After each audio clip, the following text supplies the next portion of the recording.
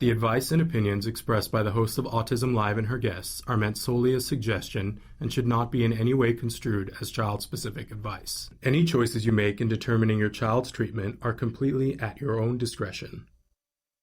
Dr. Doreen Granpeesheh is the Dr. Doreen is an expert in autism. Doreen Granpeesheh. Dr. Granpeesheh. Dr. Doreen Granpeesheh. Dr. Doreen Granpeesheh is a visionary in the field of autism. Now you can ask her questions on Ask Dr. Doreen.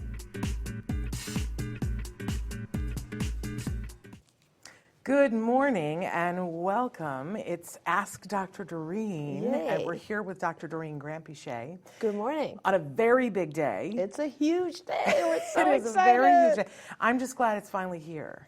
Like, just bring it on already. I can't stand the anticipation. It's like Christmas Eve and all the things at the same time. Because what are we talking about this afternoon at 3 p.m. Pacific time, which is 6 p.m. Eastern time. I'll count on you guys to do the math, whatever time zone you're in around the world. We're going to go live with the Autism Network Podcast-a-thon, and we are going to attempt, with Traven's wonderful genius help, to stay live nonstop for 44 hours. I keep telling people that, and they're like, did you say 24 hours? No, 44 hours. And throughout that time, there's going to be nonstop resources, information, inspiration for amazing guests who have so many different perspectives. Yes. And really for everyone. I really honestly believe that we have found something for everyone. I mean, it's an incredible lineup, honestly, right? Shannon. It's amazing. A good job. It's all you. No, I mean, I was humbled by the fact that when we reached out to people, there was no hesitation. People were like, absolutely, I want to be a part. And we did a lot of, because a lot of the hours are going to be takeover hours. Sometimes they're in the studio, but a lot of times they're doing it from different places around the world. Yes. Where they are. And so we were doing just, practice connections with people the last week. And it was just amazing to talk to all these people who I love and respect and admire. And each one of them was saying, well, we're excited. But how are you and Traven? How are you and Doreen? How is everybody there? It was so nice that they even asked how we were doing, because they got their own stuff to worry about. But I'm thrilled. I'm excited. I'm humbled. And I can't wait for it to start. Yeah, it's going to be fun. It's going to be amazing. And right off the bat, I'm going to say thank you to you and Traven, because the two of you are going to be the most exhausted. So, well, I think Traven gets to win. Yeah. Traven gets to win the exhaustion thing. But a lot of people are doing a lot of heavy lifting, and you are too. You're going to be on camera a lot of hours. And I'm very excited about it. I get to do, I don't know, I think it's a total of like 6 hours of Ask Dr. Doreen or something. I think so. And then I do several interviews with people that I think are influencing the world in a good way. Yes. And then I also get to talk about potty training, and I get to talk about anxiety and lots of stuff. It'll be fun. Amazing. And maybe in a second we'll go over some of the different things that are going to be happening. But I want to say good morning, first of all, to Our Journey Cameron's New Life. So thrilled that you're here. Autism Journey with Elijah, who is doing one of the takeovers for us, which we're very excited. Right. Taryn is with us. She says, it's the big day. Hello, ladies. Praying for you all that everything goes smoothly. Thank you. We'll accept your prayers. Autism Journey with Elijah says, this is amazing and incredible. What an honor to be a part of it.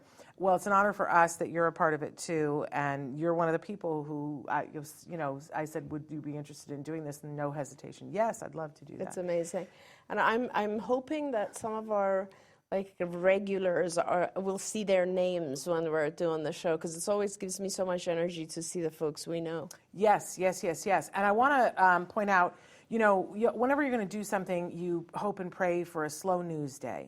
And the universe laughed at me and us because today is not a slow news day. So I'm just going to put it out there. We need your help. That if you could please, we've done press releases and we've notified the media and we've done all that, but it's not a slow news day. So we're counting on you guys to spread the word in whatever way that you can. It's 44 hours long, so you've got plenty of opportunity for everybody to, so if you want to share the feed on your Facebook, or do a post about it, we appreciate any and all support that you can give us to put the word out and let people know that this is happening. I also want to say that we're doing a big shout out and a thank you to Discovery Toys, because throughout many of the hours, especially that you and I are going to be a part of, they have given us some wonderful gift certificates that we are going to be giving away. We'll tell you at the start of the hour if we're going to be giving away Discovery Toys gift certificates, and we'll every time that you write in a comment and or a question, or that you share or put somebody's name in a comment, then you will be, and you can do this on Facebook or YouTube, then that will enter one entry for that hour, and by the end of the hour, we will announce who the winners for that hour that's are. Awesome. So we've got a lot. They've been very generous. We've got a lot of Discovery Toys. If you guys don't know, really, really wonderful. I do want to say that the gift certificates will only be good on the Discovery Toys website, the United States website. We'll make sure when we give you the gift certificate, it will tell you what website to go to purchase them. They will not be good in stores or on Amazon. Okay. So, but it will be good on their website. And I love their toys. They've been frequent winners in our toy guide, so they're good toys. They're the kind of toys you see on like Baby Einstein videos. Yeah, where you go, where'd they get those toys? Discovery Toys. So anyway, we're so excited about that. Also, I was saying today, I'm not having a good hair day. I don't know. How I disagree. I love your hair today. It looks like a white helmet. How can you love this? But thank you. I appreciate it. You're just saying that to gear yourself up for the end of the... Yes, for something very exciting. Do you want to tell them what we're going to do in the final hour? Well, I'm hoping that we will raise enough funds. Yes. What was our goal for this? Well, we've said that we would like to raise $5,000 that would be iPads for children on the spectrum, children and teens and adults on the spectrum. So, and if we raise $5,000, I will have the great joy of shaving Shannon's head live on our last hour. In the last hour. Which will be tremendous. I'm so excited about that. The clippers are here. They're charged. They're cordless, so that you're just going to be able to... I ordered myself an apron. Oh, very good. Because I have the little tie-on thing. Oh, you do? I ordered a better, like one of those that catches the hair. So we'll have fun. We'll have some fun. That's so funny. Well, we started in the pandemic. I have been cutting my own hair. I've not gone to a salon since the pandemic started, and eventually I ordered like really good clippers, and I cut my husband's hair. That's awesome. My son won't allow me to cut his hair anymore. I don't know why. And so I wonder why. He looks like an Amish potato farmer right now. His hair is about like this long, and he's almost at the point where he can put it in a man bun. And so, did Sonny ever grow his hair long? Did he ever go through no, just when he was really little. It's a thing, so there you go. But I'm going to be the baldest one in the family. Oh my gosh. Which will be so fun. But you look so great bald. So. I don't mind being bald. Yeah, bald is good for me. I have no problems with it. So please make it happen. All we need is $5,000. And by the way, we'll accept more. And I think at some point, Traven will show you how you can participate in and donate. It's a very specific challenge. We've created its own donation page for it for Autism Care Today. And, $5,000, whatever you have on the couch cushions. There's no donation too small, by the way. Absolutely. And, we work really hard. We do a lot to try to get funds for Autism Care Today to make these donations. And I'm really proud of Act Today because it's our nonprofit that we founded, I think it was almost 20 years ago. I should look up the year because it could be 20 exactly. Yeah. And, we've given out over $2 million to families for services and iPads. Of course, that's a very common request because there's a lot of kids out there who cannot communicate, and iPads are fabulous for communication. And also for just reinforcers, things that the kids can do educational games on and learn. Yeah. So, we ask you to please help us get the $5,000. I told my son, Sonny, yesterday that I'm going to do this, and he said, what, 5,000, you should increase it to 10,000. Well, as soon as it gets to 5,000, I am going to increase it to 10,000. So there we go. But don't anybody tell. Shh, it's our little secret. I also want to say hello to Alicia, who is joining us. Alicia, I want you to know that I saw your email this morning. I'm going to ask your forgiveness that I'm not going to email you back for probably 48 hours. But I saw your email, and yes, I will, because she asked for a PowerPoint about. We did a talk recently about how to get an aid and how to utilize an aid in the classroom. Okay. But she would also like to get on your list to have you see her wonderful daughter. Absolutely. So, see, Alicia, I did read your email at like 5 a.m. this morning. Okay. And by the way, Autism Journey with Elijah, hopefully it won't cause anybody in the States to lose sleep. Because, it calls her to lose sleep, but she has one of those tough hours. I just realized, I think you work nights too. So, I see. I thought you meant about the head shaving. The head shaving is going to be happening in the morning during our usual time that we do our show, from 10 to 11. Correct. Pacific time. Okay. I see your muchas gracias. There we go. Okay, so we are going to get to questions today, but I also, in between all of it, I want to talk a little bit about the podcast-a-thon, about some very particular hours that I think that people should attend to, that I think, whether it's going to be extra fun or it's going to be extra informative, things that you've never seen before. But our schedule is on the website, so yes. Please go to Autism Live, right? It's actually autismnetwork.com. And then when you get there, you'll see there are all kinds of things that say podcast-a-thon podcast. So we put it, because everybody we talk to are like, well, I would like it here, and I would like it here, and I would like it there. So we put it as many places on that first page as you can find it. And there's a place where it says, click here to see the calendar by hour. Do that, and then you can scroll through. And it's really fun. I scroll through about 8-9 times a day, and not because I have to, because I want to. I'm like, ooh, and it's cruel because I have to sleep during the hours that I'm not here. It's going to be great. Yeah. It's going to be great. I'm excited. I'm excited about it too. But we do want to get to some questions. You guys can be asking questions live during this hour. Don't forget that we're going to be doing 2 full more hours of Ask Dr. Doreen today. Today, that's right. Later on today. At 4, I believe. Why don't we go through the first 5 hours? Because the first 5 hours are pretty intensely us. So the first hour is the kickoff. Which is amazing. It really is. Tell them who our guests are. So you and I will be co-hosting that hour, but our guests, they're going to be sitting right here in the studio with us, Joe Mantegna. You guys know him from Criminal Minds and the voice of Fat Tony on The Simpsons. That's one of my favorite credits. I didn't even know that he's the voice of Fat Tony. Wow. He has a jacket that they gave him that he wears almost. In fact, he wore it to the All Ghouls Gala. Oh, that is and from it said that. Fat Tony on it. Oh my gosh. And because I was like, nice jacket, and he was like, oh, it's a Fat Tony jacket, which I didn't realize because he had a Simpson jacket on. But he's also searching for Bobby Fischer, the Godfather. I mean, hello, this man's he's such resume. a great actor. And he's a mensch. He's like he's an awesome guy, and he's for so many years he has just kind of, my dear friend Lou Diamond Phillips used to say that it's a pleasure and an honor to kind of put my spotlight on autism, right? Yeah. And that's what Joe does and has done for so many years. Amazing. And he's a dad. He's got 2 daughters, one who is on the spectrum. They're both adults now and are doing great, and got an amazing wife. What a team they are. So we can't wait for Joe to be here. Then Holly Robinson Peete, who I adore. Amazing. Wow. Holly, and part of the kernel of the seed of everything that I do, a million years ago, right when Jem was being diagnosed with autism, my girl is Oprah. I love me some Oprah. Of course. And I, whenever I was in most need, it seemed like I always used to say, and my son used to say, Oprah is mommy's fairy godmother. Oh. Because I would turn on the TV and she would be saying something that I needed to hear in that moment, right?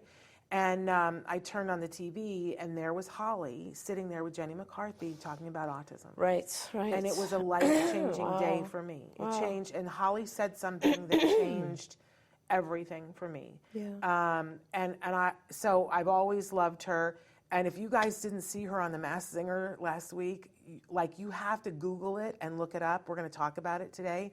But she sang, and it was serious business. We should try to show a segment of it on when I don't know if she's here. they'll let us, but you have to. We'll talk with her was about what it was amazing. like being on The Masked Singer, because that's a whole secret thing. Yeah, yeah. But what an amazing mom she is. Oh, yeah. 4 kids. RJ is on the spectrum, and what a life they have led.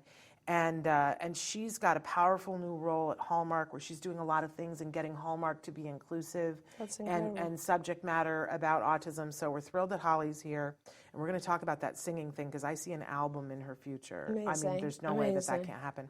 And then, of course, the fabulous and lovely Kobe Bird. He is the actor who played Rufus on Lock and Key, and he was also on Speechless and The Good Doctor. He has been at the forefront of really tearing down boundaries. There the 3 of them are right there, tearing down boundaries so that people who are actually autistic, and that's the hashtag, actually autistic, are playing roles, characters that are on the spectrum. Yeah, I love that. That authentic representation. So he's amazing. He did a project for us this week that we're going to be talking about too in the studio, because it was kind of amazing. So that's the first hour. Like, how are we going to live through that? And then afterwards, we're going to be like, oh, that was so good. But then we crack the whole thing wide open, and then we do the first hour of Ask Dr. Doreen. Right. And so Which you guys will be at 4 p.m. today. Yep, 4 p.m. Pacific time. Then the second hour, the third hour will be Ask Dr. Doreen, but you're going to give your ultimate anxiety talk. That's today, okay. That's today. Great, yeah. It's nice. I'm telling her how that goes. And then after that, so you'll be here the first 3 hours. After that, we've told you that you're excused if you want to be excused. But then we start into 2 hours of Autism Live in the first hour, and I'm just taking it on. I mean, no one's going to want to leave at this point. I know. So the first hour of Autism Live, we're welcoming Dr. Stephen Shore, who will be joining us virtually for the whole hour. Going to do because we never have time with him. Right. So we're going to be talking with him, and then the hour after that, which is 7 p.m. Pacific time, it's Dr. Temple Grandin. Her new book comes out today. Oh, wow. It's called Autism and Education as I See It, and Amazing. it's really taking on, from Temple's point of view, education. She's got a lot to say about that, so we're really excited about that. Then we take a break and we throw the reins over to the fabulous Dr. Carrie Magro, who's hosting a Stories from the Spectrum for us. This is awesome. And then we're gonna do some questions, and you guys can look to see what the next few hours are after that, because it's really amazing. But wonderful. Okay, we do have a question here. I've got questions here too. But Autism Journey with Elijah says, can you please answer this? We had a friend who's her granddaughter, who she is living with from Oregon, now into Arizona. She just turned 18 in November. Can you please tell me any resources that can help her with her granddaughter? She understands. It's so interesting that you wrote this in, because it goes right with our topic. She understands that 18 is the adult age. We just don't know what we can do to help her. They found her this morning. She has an understanding of a 12-year-old. So I'm concerned about, did she just show up? Mm-hmm. Or is it that they knew that she was coming? Because the way you worded that, it sounds a little bit like maybe she wasn't expected. So I'm curious about that. Right. Do you have more questions while we're asking questions? No. I think what you're asking, though, is just sort of resources in Arizona. And it's interesting because if I had to pick a place to be when I'm 18 and have autism, it would probably be Arizona, because Denise Resnick's organization, SARC, is there.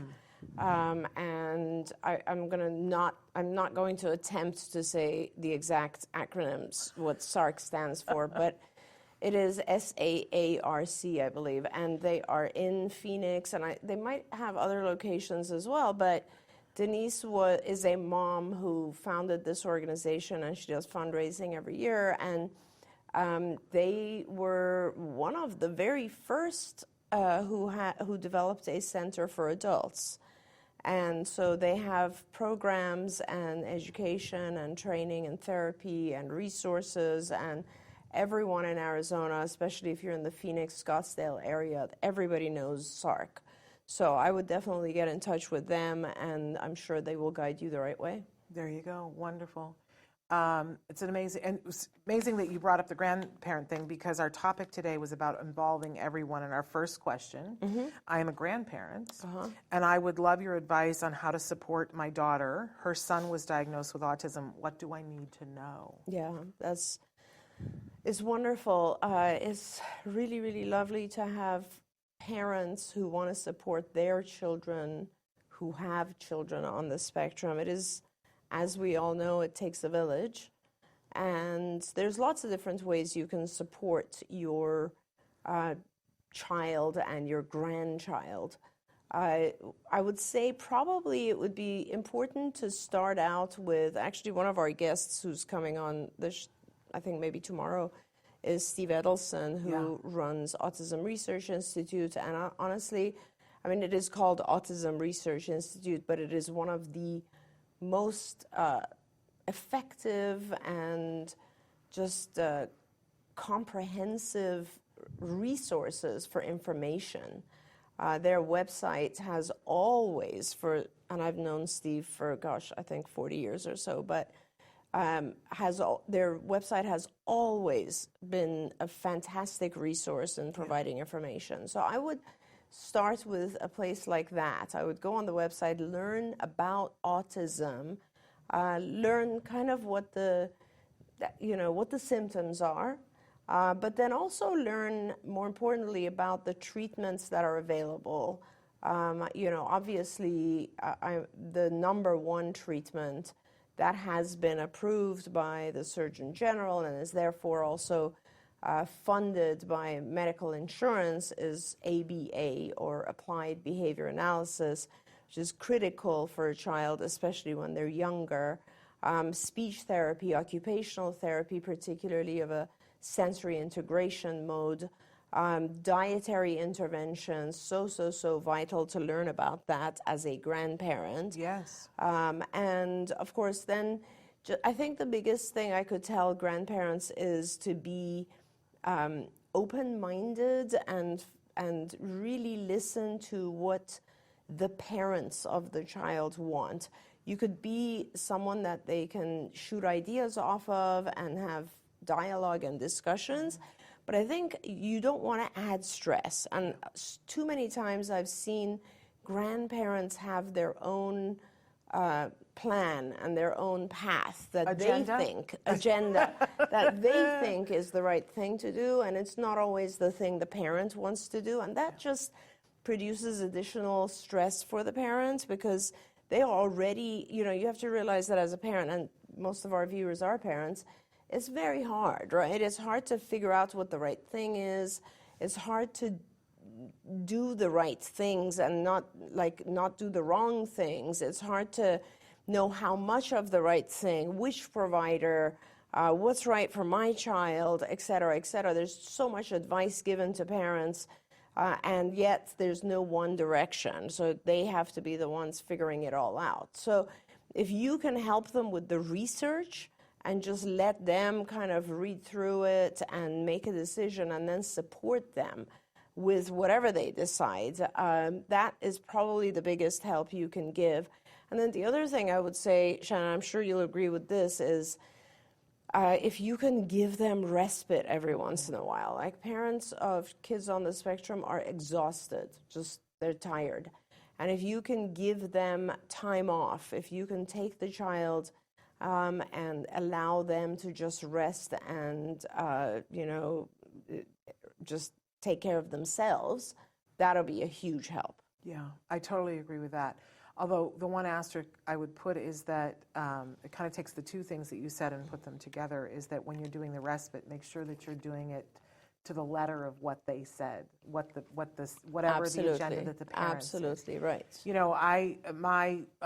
My dear departed mother, who I adored, and who, I didn't have Jem until I was almost 41. I was like 3 months before my 41st birthday. So it was an event that I had become a mother, you know what I mean? And my mother was so excited about that and wanted so much to be a part of that. And then, of course, we got the diagnosis, and I initially said to my mother, "You can't come." She was living in Iowa at the time, and I said, "You can't come. I need a little time to figure this out for us and get our house set up, and so you can't come for a while." And that hurt her feelings a lot. And I feel bad about that, but it was something that I felt that we needed to do. Then when she did come, she was walking into something that was already set up, and it wasn't to her thinking. Right. You know, to her thinking, if somebody hits you, you give them a lecture and you put them in the corner. Right. Which is often not what we would do, depending on why they hit. Right. Right. And so she had a really hard time, and there was a pivotal moment where, you know, first of all, she blamed me for him. She said, he doesn't have autism. You just have spoiled him. You and your husband waited too long to have a child. It's all your fault. And if you would just discipline him, and I remember saying, what am I supposed to do? Beat him? I'm not going to do that. Oh my gosh. He doesn't understand what's going on. And she just was yakking at me and telling me how much it was all my fault. And I said to her, Mom, what I need right now more than anything else is your support or your silence. Yeah. I'll let you pick which one you want to do.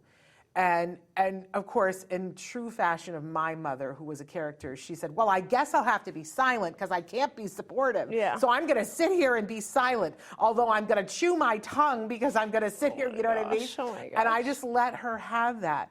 But once she got to the other side, it caused her to be still for a minute. When she finally got run down, and so then she could listen for a minute, and then she was present to see what we were doing. Yeah. And that changed her. Yeah, that's important. She saw what we were doing, and once she saw how he was learning, she said, this is the most amazing thing. Why isn't this featured on the news every night? Yeah. Why aren't more people talking about this? And she became his champion, and she would be present with him. So often people come in and they're like, well, we're going to do this, instead of being present with the kiddo. And so I'm just saying to grandparents, and it doesn't matter whether the individual is 18 or 3, try being present with them. You don't have to know everything about autism or how to, I hear a lot of people will say, well, I don't know how to talk to them. Right. Well, okay, then just try sitting with them. Yeah.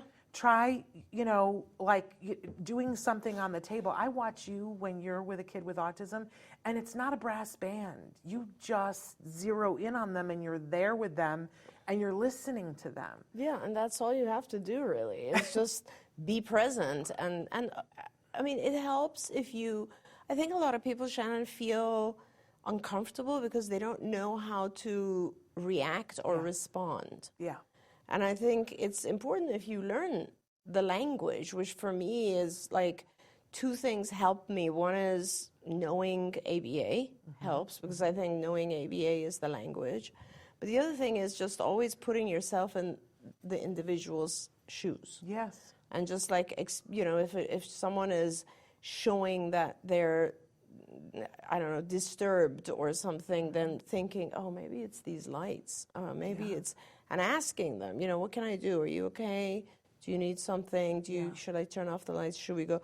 Just like making sure that you understand them. Yeah, absolutely.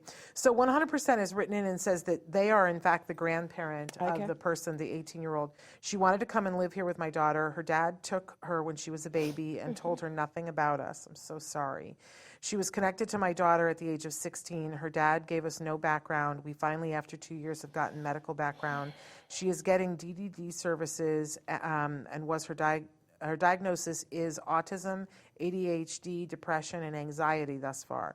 She ran away over the weekend. She was found this morning. I see. Now I got it. We need to get her reevaluated. So that's a lot. That's a lot. Yeah, that's a lot. But I'm so glad that you found her, because that has to have been the most frightening weekend for you. Absolutely. When she ran away. Unfortunately, she's in Flagstaff, but you're not too far from Phoenix, and I think it's really worth the journey, because if you go, I had recommended SARC, which I'm not sure if they have services in Flagstaff, but if you start out with a center like SARC, they have all around services, so they can do an evaluation. They actually have a physician, I think he's still with them, Ron Melmet, and he will do the evaluation. He has a whole center, the Melmet Center, and they will do all the evaluations.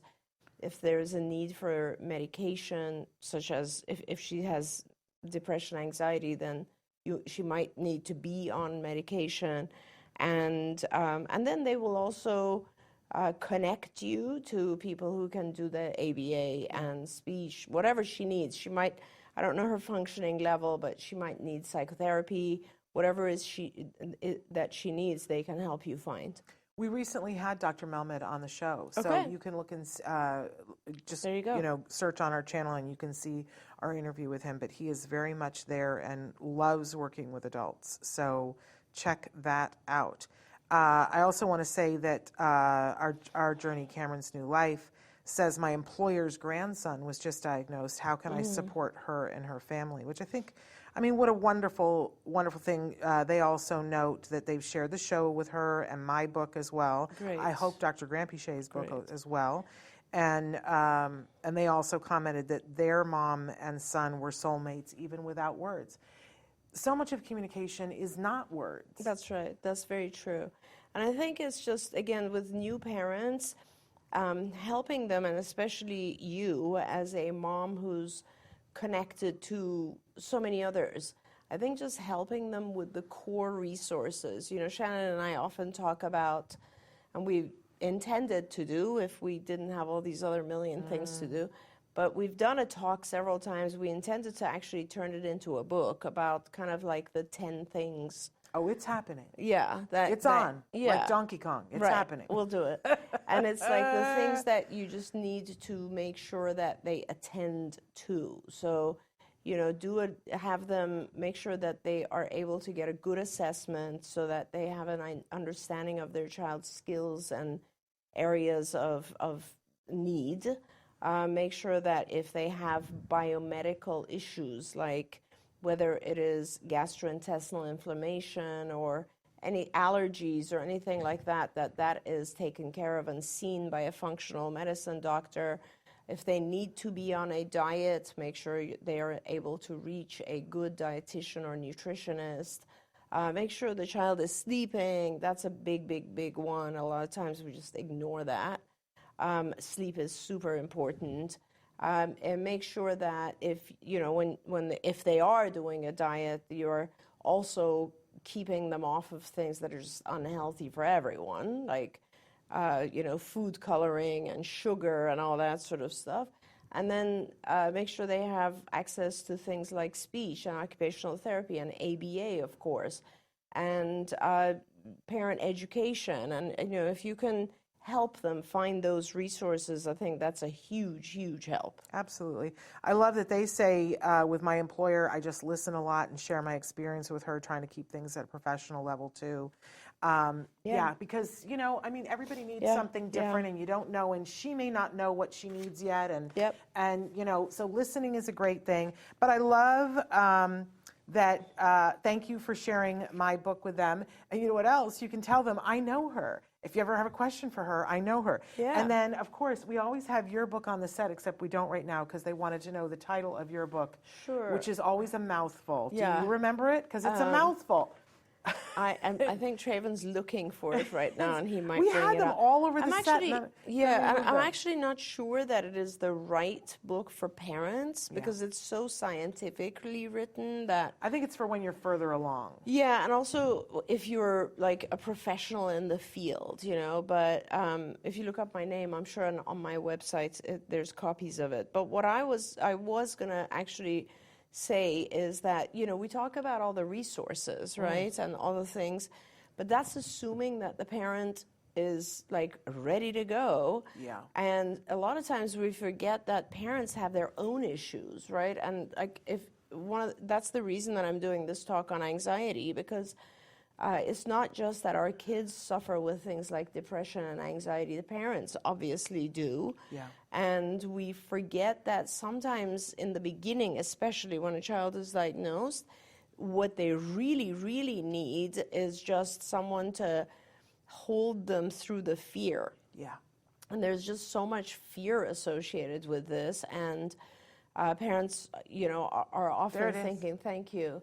Parents are often thinking that what am I going to do? What's going to happen? All of their dreams are shattered, et cetera, et cetera. And that's just so scary. And so maybe in the beginning, what you're doing is probably the best thing, which is just listen to them and assure them that they'll be okay. I mean, listen, you know, it's 1 in 36 kids now. And that's data from almost 3 years ago. So it's certainly there are millions of people going through this as well, but it is nevertheless a very scary experience. So the grandparent of the 18-year-old wants to know, can she still get ABA at the age of 18? Yes, you can. And actually, that's one of the beautiful things is that, you know, Arizona itself actually had when it's initially, the law changed in Arizona, it had a cap of 16, but that's no longer there because it's not, parity won't allow it to happen. The MAPIA. I used to have a MAPIA button on.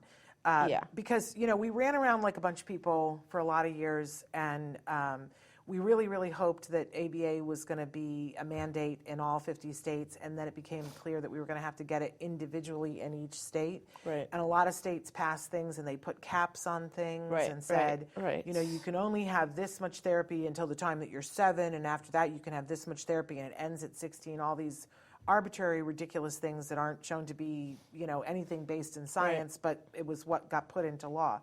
But people like the fabulous Julie Kornack. I was just going to say, honestly, it's amazing the things that Julie has accomplished. Yeah. And, you know, I should probably ask her if she would be on our show. There you go. Because, honestly, one of the bills that she was responsible for was to make sure that there are no age limits in lots of different states. And so, yes, you can get ABA. It's harder to find providers, honestly, who are willing to do ABA with 18-year-olds, but you certainly can get ABA, and I think that SARC, this is one of the things I like about SARC, is that Denise herself has an adult child, and so she's very much about resources for adults. There you go. But in any case, if you're in a state where it has these caps, it's very possible that your insurance is, not in all cases, but there's the Mental Health Parity Act, which basically says, I'm going to paraphrase greatly and hope that Julie doesn't break out into hives, but it says that if in the policy, there is any place in the policy, and that it says that if, let's say you were in a car accident and you needed to relearn how to do something. If there's anything and there's no caps there, then they can't arbitrarily put it on something else like autism. Correct. So what we found is that a lot of those ridiculous state caps are really nothing. They're a nothing burger. They'll trot them out to try to dissuade you from getting services, but if you know MAPIA, the Mental Health Parity Act, then you can say, no, that's against the law, and it is. And it's amazing whenever I'm someplace and a parent is telling me something along these lines, like, you know, my child is being denied, all their services stopped, they're 8, and we tell them about MAPIA, and that it literally is something that can change in a minute. It isn't something where you got to do a bunch of papers. If you just say the right thing, it changes. Everybody gets very excited about it. I see that the grandparent or parent has written in and says the law says she's 18, so she can do what she wants. She's an adult, which is true, but I think once you get the evaluation, you can get guardianship or conservatorship, and then you can make those decisions. And that is a little bit harder when they're post-18. I often tell parents of children who are still struggling quite a bit at 17 or 16 to work on getting guardianship, because then that problem just doesn't exist for you once they hit 18. But hopefully you still can, depending on what her evaluation is. Yeah, and people get very nervous about conservatorship because they think it's taking away all of that individual's rights. There are many different stages of conservatorship, and you can click, it's almost like a takeout menu. You can click what you want versus, so you can say, hey, you know, they're in charge of who they marry, but I'm in charge of their finances. Or, you know, whatever is needed for that individual. But you can start that process and should start that process right away, because if she took off already and was gone for the weekend, the law will tell you that she does have the right to do that. And if you feel that she can't handle that, then you need to be talking to a lawyer like today. It's difficult.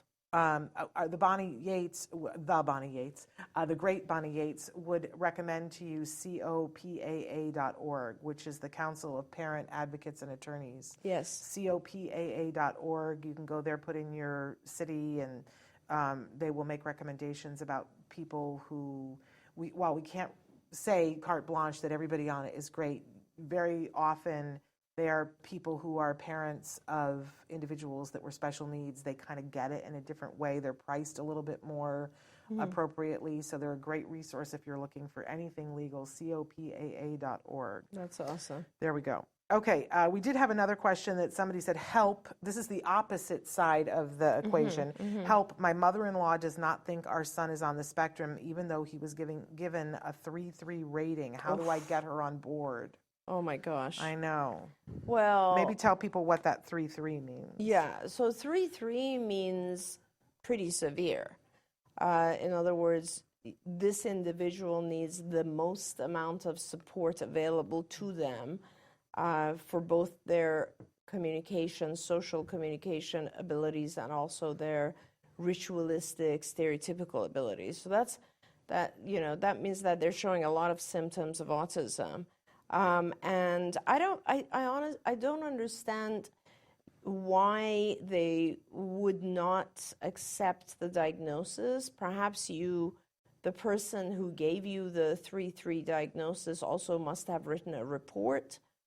Perhaps you can, print out that report and show it to your mother-in-law, or perhaps it's not your burden to convince your mother-in-law at this point, because, like I said, you have enough going on, right? As parents, we're just worried about stuff and dealing with things and, having to convince others of what's going on in your life. Maybe you should just put that one on the side for now.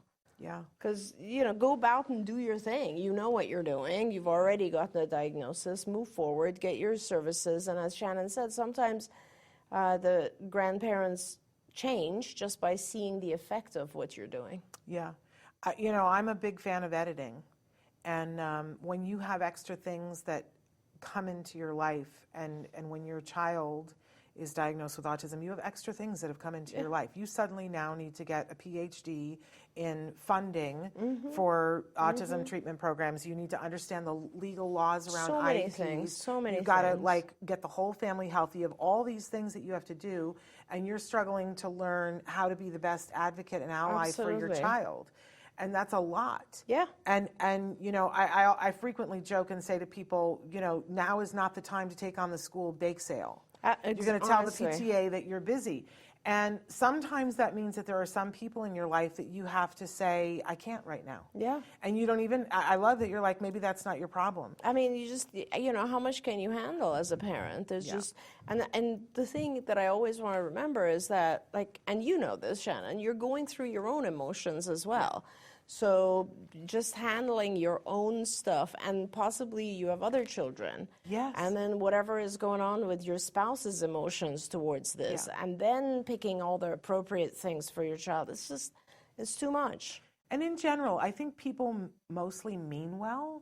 Like, even when my mother showed up and said to me, you're doing this all wrong and you caused this, I think she meant well. Yes. I think that she thought, this is my daughter, I've taught her wrong, and I need to help her with her child, right? Yeah. She was coming from a place of wanting to help me.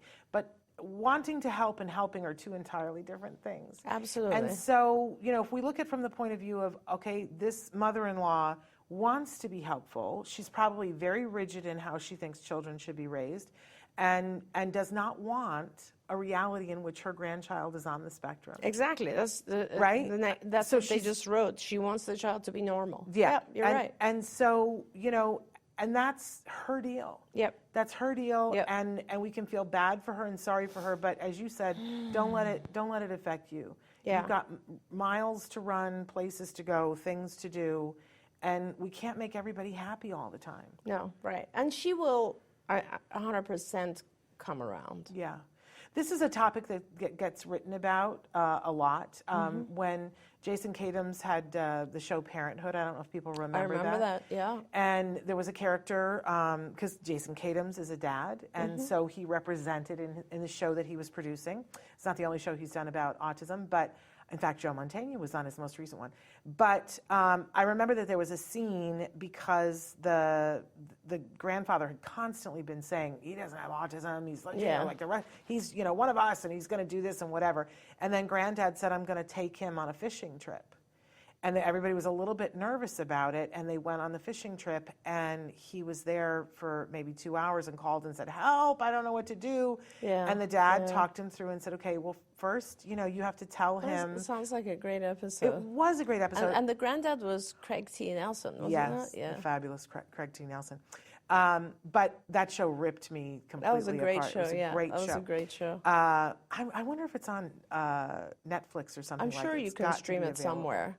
Because it was a really good show. It was a fabulous show. It showed what it was like for a family. Yep. How the brothers and sisters reacted. Right. Because Lorelai, or what's her name? I forget. from the Gilmore Girls, yes. Because the brother whose child was on the spectrum was always the brother who was doing everything for everybody else. Correct. And then all of a sudden, he had this child on the spectrum, and people were still coming to him and saying, well, I need you to do this. Yeah. And until one time where he turned around and said, hey, I can't, has anybody noticed that I have something real going here, and can you take care of your own crap for a moment for yourself? Yeah. And then everybody sort of shifted and made room, and the family had to learn how to be their sensory wise. That's true. And that young man, the young man who played the character on the spectrum, what a talented actor he was, and what a great supporter of ACT Today. Do you remember? Because he was at your 20th anniversary. Who was it? Oh my gosh, and I'm not going to remember his name right now, but a really, really talented young actor who played that role. Okay, I'll find it. We've interviewed him several times. I'm just having an old fart moment. Oh. But I can't arrange my brain. How's that? I'll look him up while you're reading the next. There we go.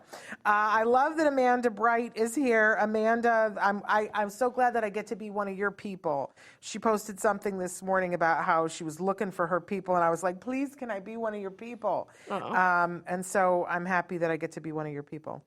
Our Journey Cameron's New Life says, it took my husband years after diagnosis to want to interact with us. Max Burkholder. Of course, I remember him. What a great guy. What a menschy little mensch he was. Yes. And really just a sweet kid who would go sweet. and watch kids on the spectrum. Yes. I mean, the truth is that now, with representation the way we have, it would be someone on the spectrum playing, but I thought that Max was did a great really job. respectful. Great job, yeah. And did that. But now we're talking about the husbands. And can I say, as we shift back to the podcast-a-thon, that we've got some amazing dads on this podcast-a-thon. Yes, I that's wanted true. to Very make good point. sure that dads were represented on this podcast-a-thon. So, we've got Joe Mantegna, who's going to be here. And then we have the Just Two Dads, both special needs dads that are also financial wizards. They're starting a dads group. If there's any hour that you guys could watch and have your husband watch, that would be a great one. We also have the Autism Dadvocate, Paul Carroll, who is, it's like taking a warm bath listening to his podcast. Oh, that's awesome. Because it's the dad perspective, and it's so, so different. It is very different. So I love that. Then we have Kyle Jessel, who is the driven autism dad, and he is very inspirational, talks to parents about what it feels like inside when it feels like there's chaos in your house. Yes. And how you can come at it in the wrong way and make it worse, or you can turn it around and show up for your kids. He's got a great point of view on that. Really remarkable. And I feel like I'm missing one more set of dads. But dads are represented, and this is a very specific thing for dads. It's different for dads. And so I hope that you guys will tune in. And by the way, somebody asked a while back about, none of us can stay up for 44 hours. I can't stay up for 44 hours. But each episode will be recorded, and they will be available in podcasts, not this week. It's going to take us a week to be able to pump them out. So probably sometime next week, they'll all be available in podcast. And then we're going to be re-airing them throughout the month of April. Oh, yeah. But, there's nothing like being here and interacting live. Absolutely. There's nothing like that, like you guys are doing right now. I'm sorry? Oh, we have a new app. the Autism Live app that just came out yesterday because Traven is fantastic. So go on the App Store right now and download the Autism Live app. Wow. Do yourself that favor. Amanda says, Parenthood is always on repeat on my Hulu. There we go. Love Max. He did an awesome job. Absolutely wonderful. Okay. I think we've hit most of the questions here. I hope I didn't miss something that somebody said. Let's take a minute to talk about, I'm especially interested in the hours where you're going to be interviewing people that you feel have made a big influence on the autism community. So can we talk about some of the people that you're going to be interviewing? Absolutely. Like Steve Edelson, you mentioned him before. Yeah, Steve is an amazing guy. I think I met Steve Edelson, Dr. Steve Edelson, back in, gosh, it would have been like maybe 90 or 91. And did you guys meet because of Bernie Rimland, or was that just a coincidence? So I had met Bernie Rimland, Dr. Bernie Rimland. What an amazing pioneer he was. But I had met Bernie back in earlier when Dr. Ivar Lovas, who was my mentor at UCLA, had introduced me to Bernie years before that. But I met Steve actually through a parent who was an amazing physician herself. Both parents were physicians, and they worked at Cedars-Sinai, and they were. This was the beginning of auditory integration therapy, and Steve was doing research on it to try to determine whether or not it was something valid. So he and I met, and we talked about some assessments to determine whether or not this is effective and so on. And then, of course, later he was at, I don't even know if that time he was already at Autism Research Institute. He must have been, because he knew Bernie for years. And so Dr. Bernie Rimland, who would have been Steve's guru, I guess, was a wonderful man who, back in the, he had an autistic adult son, and he was one of the very first people. He wrote a book, I think, in the 60s even, where he spoke about how autism, back in the 60s, and people might not know this, but there was a big belief that autism had to do with cold parenting, and this was the theory, refrigerator mom, and this was the theory of a gentleman called Bruno Bettelheim. Unfortunately, people like Dr. Bernie Rimland came out and wrote about it and said that's absolutely ridiculous, and it has nothing to do with that, and that there are chemical imbalances that need to be dealt with. And Bernie, all the way back to the 60s, was a very, very strong supporter of this is biomedical. We need to look at what is causing this.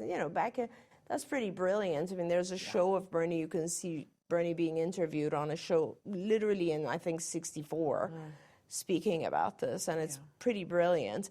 And he was also the founder of DAN, which was Defeat Autism Now. So I knew Bernie for a long, long time, and he brought together a lot of physicians from all over the world, supported the dietary interventions that were way back in like the early 90s were being supported or presented.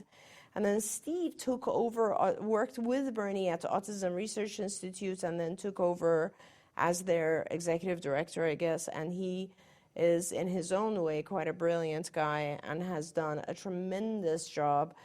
Their newsletter is still, to me, the best resource. They have an amazing website that has lots and lots of, not just video of presentations that are done, but also articles. They sponsor research. That's just fabulous. Steve is an amazing guy. So I'm happy to be talking to him. I also have some of my very old friends and colleagues from the days that we used to work together at CARD, and these folks have all gone on to do other brilliant things. Dr. Kat Hurd will talk about her new center that she has opened in Louisiana called Mercy, and I'm excited to hear about what she's doing. And then, of course, Hank Moore and John Galley both work for Star of California, and I'm interested to learn more about that organization and all the wonderful work they're doing. Let's see, who else do I have coming on the show? I'm interviewing some folks from Saudi Arabia, and I'm excited to talk to them because they will, of course, be telling me about kind of what's going on with autism in that region. I'm working with some folks there to open centers and bring resources to the Middle East. Sarah Litvak. Sarah Litvak, of course, my dear friend Sarah Litvak, who is founder and also CEO of Behavioral Health Center of Excellence, BHCOE, and that organization is really fabulous in that it, like how individuals get licensed, like they become BCBA, and BHCOE then goes in and looks at whole organizations and then accredits them if they have a certain level of quality. And so that I'd love for Sarah to tell us about some of the cool stuff BHCOE is involved with. So that'll be a lot of fun. Amazing. Absolutely amazing. So I want to encourage everybody, we're down to the end here, but I want to encourage everybody that couple of things. Please share about the podcast-a-thon or share about the fundraiser to shave my head, or both, whichever makes you happy.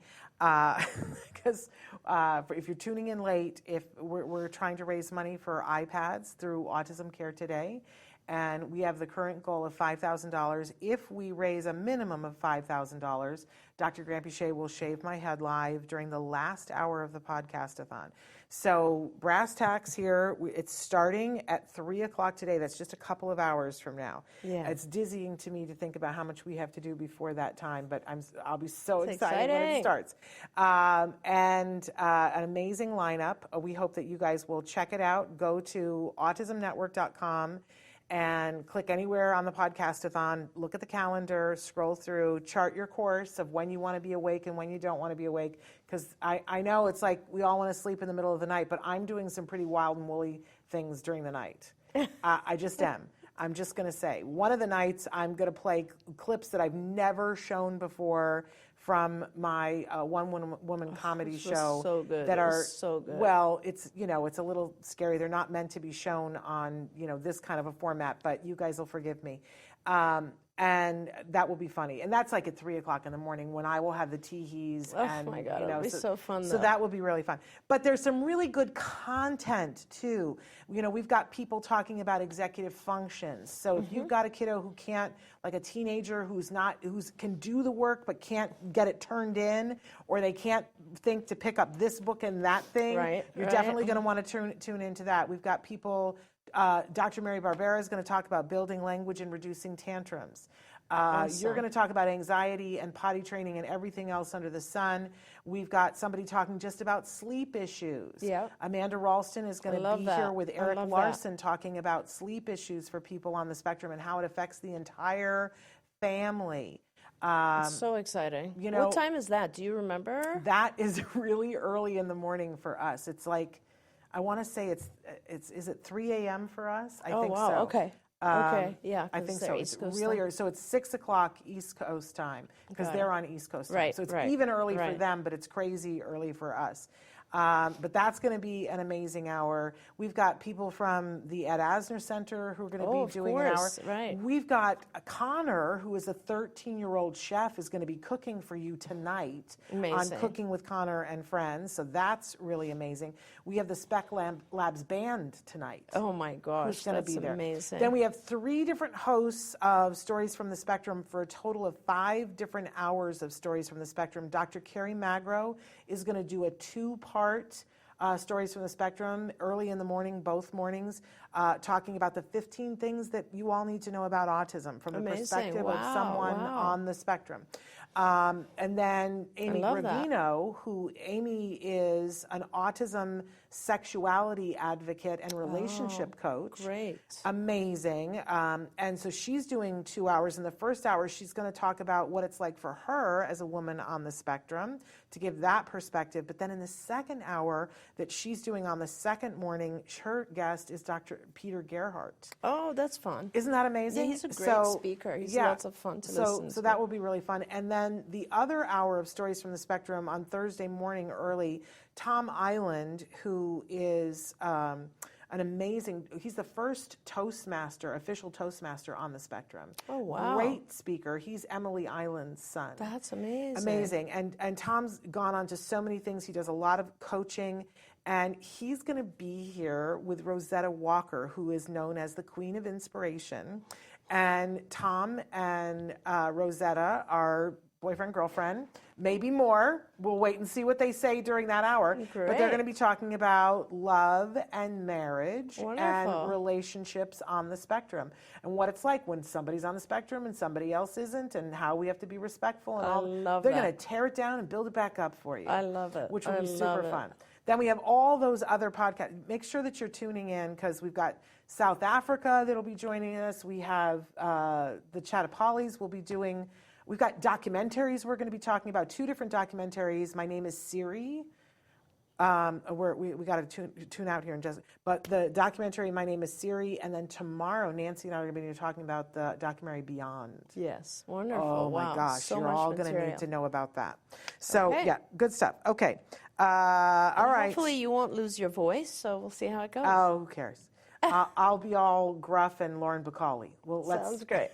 Looking forward to it. So the next time you see us, it's going to be time. We'll see you at So 3 please o'clock. tune in, please share, please come and bring a comfy slippers and tune in for a while, because it's going to be really great.